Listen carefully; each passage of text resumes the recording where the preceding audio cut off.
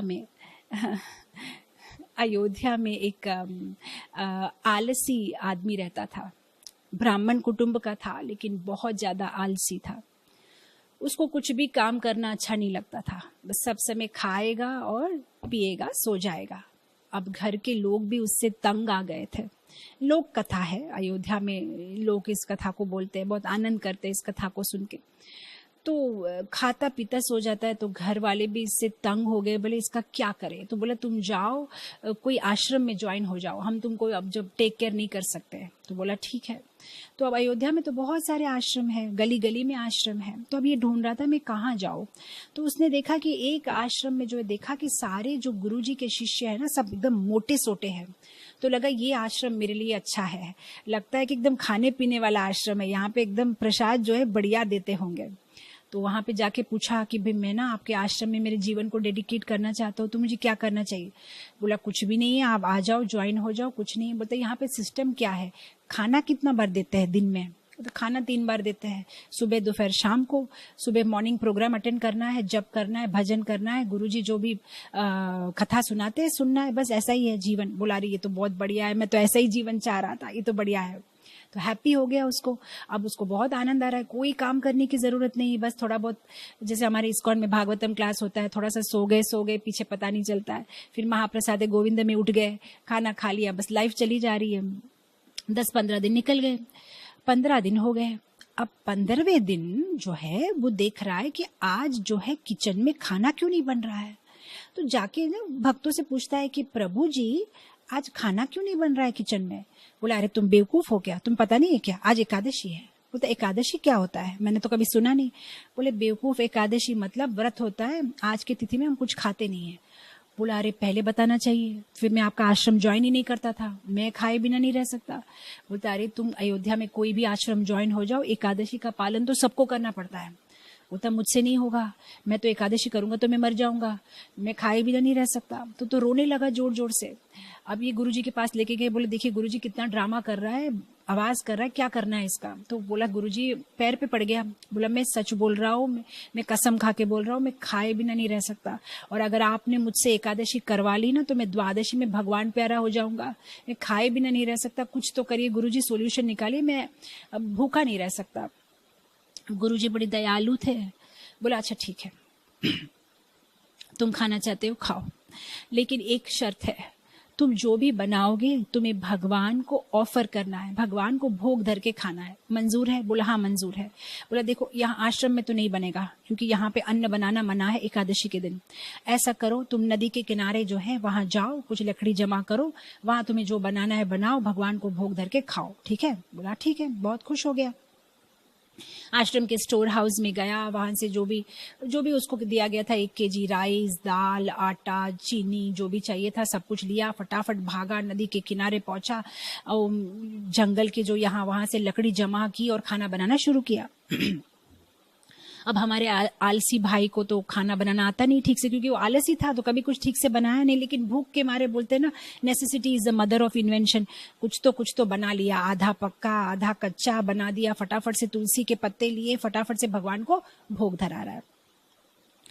अब ये आलसी तो था पर क्रुकेड नहीं था, बदमाश नहीं था, भोला था। तो अब उसको भोग धराना भी आता नहीं है। अब सोचता है भोग कैसे धराते हैं, भोग का कोई मंत्र तो मैंने सीखा नहीं है, इसको भोग कैसे धराना? अच्छा ठीक है, क्या है भोग का, क्या है, भगवान को बुलाना है, बस वो आएंगे खाएंगे उसके बाद मैं खा लूंगा। तो गाना शुरू करता है, भगवान को बुलाना शुरू करता है।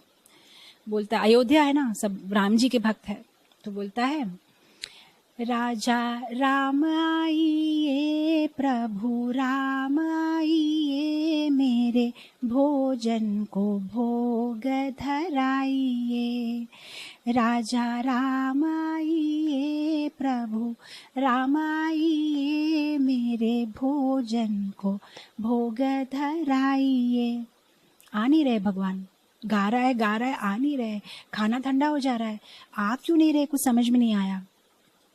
फिर 2 मिनट के बाद उसकी ट्यूबलाइट, अच्छा मैं समझ गया क्यों नहीं आ रहे। भगवान को तो रोज आदत है मंदिर में खाने की, और मंदिर में तो मेरे जैसा कच्चा पक्का खाना बनाते नहीं, वे तो चटनी पकोड़ा पूरी हलवा। तो हो सकता है ठाकुर जी मंदिर में चले गए होंगे खाना खाने के लिए, लेकिन उनको पता ही नहीं है मंदिर में तो आज खाना है ही नहीं, वो तो वहां से खाली हाथ आने वाले हैं। तो एक काम करता हूँ ना, मैं भगवान को इन्फॉर्म कर देता हूँ। तो फिर वो गाना गाता है, बोलता है, भूल करोगे यदि त्यज दोगे भोजन रूखा सूखा, एकादशी आज मंदिर में है बैठे रहोगे भूखे, राजा राम आइए प्रभु राम आइए, मेरे भोजन वो भोग धराइए। बोले देखो, भूल करोगे, अगर तुम मंदिर जाओगे ना वहाँ कुछ नहीं मिलने वाला है, वहाँ एकादशी है, तुमको भूखा ही रहना पड़ेगा, जो मेरा रूखा सूखा खाना है वो ही खा लो। अब साकेत धाम में राम जी हंस रहे हैं, बोले अरे देखो कैसे बोल रहा है ये। तो फिर वो सीता माता को बोलते चलो चलते हैं, हम आज उसके साथ भोजन करेंगे। तो सीता माता को लेके वे वहां पे पहुंच जाते हैं।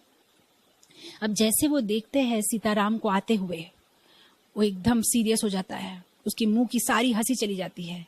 तो अब ठाकुर जी बोलते कि क्या बात है, तुम खुश नहीं हो कि मैं आया हूँ? नहीं नहीं, मैं खुश ही हूँ, आइए। लेकिन मन में वो सोच रहा है कि मैंने तो सिर्फ एक जन को बुलाया था, राजा राम आइए, लेकिन दो दो जने आ गए, और खाना तो मैंने बनाया है सिर्फ मेरे लिए और राम जी के लिए, अब सीता माता भी आ गई है, आज तो मेरी एकादशी करनी ही पड़ेगी क्योंकि खाना तो इनफ बना नहीं है। अब क्या है, जब आए हैं तो खाइए। तो फिर जो है भगवान राम जी को और सीता जी को जो खाना परोसता है, दोनों खाना खाते चले जाते हैं। एकादशी करनी पड़ी, खाना तो बचा नहीं। अब 15 दिन के बाद फिर एकादशी आई। अब वो गुरुजी के पास गए, बोले गुरुजी आपको पता नहीं है, वहां पे एक भगवान नहीं दो दो भगवान आते हैं, मुझे ये 1 kg राइस में कुछ नहीं होगा, थोड़ा सा और राइस चाहिए, थोड़ा सी और दाल चाहिए। अब गुरुजी सोचते ये क्या बोल रहा है बेवकूफ आदमी, एक नहीं दो भगवान, मोटा है ना, इसमें उसको थोड़ा सा ज्यादा खाना लगता है, 2-3 बार बना के खाता होगा। अरे बाबा दे दो इसको, क्या चाहिए, थोड़ा सा और दे दो, और थोड़ा सा अनाज दे दो। अब गया, इस बार थोड़ा ज्यादा खाना बनाया, फटाफट से सब कुकिंग किया, तुलसी पत्ता डाला, भूख लगी है, चलो भोग धराते। फिर शुरू किया भगवान को बुलाना। बोलता है, राजा राम आइए प्रभु राम आइए, मेरे भोजन को भोग धराइए। अरे सीताराम, इस बार तो दोनों आएंगे ना, अरे भजन को थोड़ा बदलना पड़ेगा, सीताराम आइए प्रभु राम आइए, मेरे भोजन को भोग धराइए। सीताराम को बुला लिया भोजन के लिए। अब वो वेट कर रहा है, भगवान आ गए, सीता राम लक्ष्मण को लेके आ गए। अब ये लक्ष्मण की तरफ देख रहा है और प्रसाद की तरफ देख रहा है, लक्ष्मण की तरफ देख रहा है और प्रसाद की तरफ देख रहा है। बोला ये क्या है, मैंने तो बुलाया था दोनों को, अब तो 3-3 लोग आ गए, अब क्या करें। तो राम जी बोल रहे हैं कि क्या तुम खुश नहीं हो? बोलते नहीं नहीं खुश हूँ, बहुत खुश हूँ, बहुत खुश हूँ, आइए बैठिए खाइए। जो है सबको भोजन खिलाता है। भोजन खाए, आज भी हो गई एकादशी, चले गए। अब 15 दिन और चले गए। अब वो गुरुजी को बोला भाई मुझे इसमें इनफ नहीं होगा, मुझे थोड़ा और चाहिए। बोला ठीक है चलो और दे दो थोड़ा सा। अब इस बार जो है उसने थोड़ा सा भजन और बदला, राजा राम आइए सीता राम आइए, लक्ष्मण साथ लाइए, मेरे भोजन को भोग धराइए। आइए मेरे भोजन को भोग धराइए। ठाकुर जी आ गए, सीता राम लक्ष्मण हनुमान।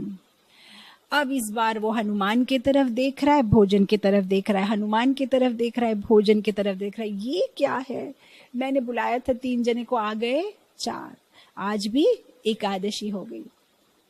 फटाफट से भगवान को खाना परोसा। इस बार जब ठाकुर जी जा रहे थे तो वो पीछे पीछे भागा, बोला excuse me sir, next Ekadashi में कितने लोग आने वाले हैं, थोड़ा सा अभी बता देंगे तो मेरे को 3 एकादशी तो मैं कर चुका हूँ आपकी दया से, बता देंगे कितने लोग आपके परिवार से आने वाले हैं। ठाकुर जी कुछ नहीं बोलते, स्माइल करके चले जाते हैं। अब इस बार वो गुरुजी को बोलता है, देखिए मुझे 10 केजी आटा चाहिए, 10 केजी राइस चाहिए, 10 केजी दाल चाहिए। गुरुजी सोचते कुछ तो प्रॉब्लम है, इतना तो एक आदमी खा नहीं सकता। तो फिर भी शिष्य को बोलते दे दो, बाद में देखते हैं। तो सारा सामान उसको दे दिया। अब गुरुजी बोलते उसका पीछा करो, हमें उसका पीछा करके देखना है ये क्या कर रहा है, शायद ये सब कुछ बेच रहा है। अब ये लोग जाते हैं उसके पीछे पीछे। अब ये क्या करता है, सारा सामान रखता है नदी के किनारे, खाना नहीं बनाता। खाना बनाए बिना भजन गाना शुरू करता है। राजा राम आइए, सीता राम आइए, मेरे भोजन को भोग धराइए। अब जैसे ही बोला सब आ गए, सीता राम लक्ष्मण हनुमान भरत शत्रुघ्न कौशल्या कैकेयी सुमित्रा अयोध्या के सब आ गए हैं। बोला हम सब आ गए हैं तो भोजन परोसो। तो हमारा जो ये आलसी भाई है बोलता है कि मुझे बेवकूफ सोचा है, हर बार मैं ऐसा खाना बनाऊंगा, आप लोग खाएंगे और चले जाएंगे और मैं भूखा रहूंगा। मैंने कुछ भी नहीं बनाया, वहां पे सब पड़ा हुआ है, खुद बनाओ खुद खाओ और खाने के बाद हाथ धो के चले जाओ। मुझे तो एकादशी ही करनी है आपकी दया से। क्योंकि अरे हमारे गांव में मैरिज का भी इनविटेशन कार्ड देते ना, तो उसमें लिखा रहता है अकेला आना है कि सह कुटुंब आना है, लेकिन आप ना नोटिस देते हो ना कुछ, जब मर्जी जितने लोगों को लेके आ जाते हो, तो जो करना है आप करो।